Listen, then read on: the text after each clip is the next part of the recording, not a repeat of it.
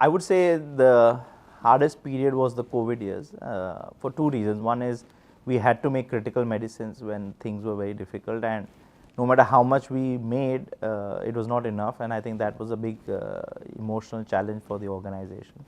And I think at that same time, we were one of the few companies which developed a recombinant DNA vaccine for COVID, and we had to build a new facility in a year, in less than a year. And in that period of time, I think that was very, very challenging for us to commission a new facility, and get it going. And that, I think, those were some of the very difficult challenges that we had to sort of overcome.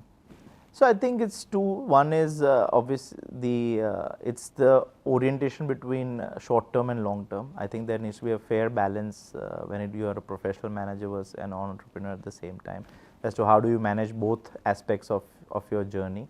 And the other is making sure that you have a proper strategy that is well aligned and a strong execution orientation.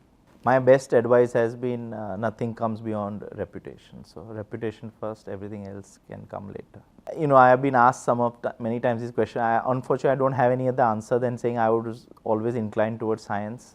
I did better in science anyway, so I think my career path would have always been something to do with research or be in this field. So I would say I was sort of born into it in a way. So for me, I think from the very early age, I think I had the strongest influence from my family, especially my father.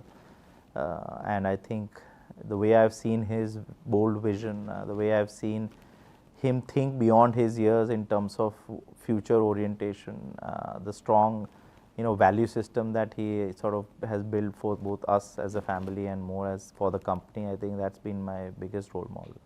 Again, I think it's all to do with the value system. I think for us, our family comes first, no matter what, followed by obviously work and then yourself.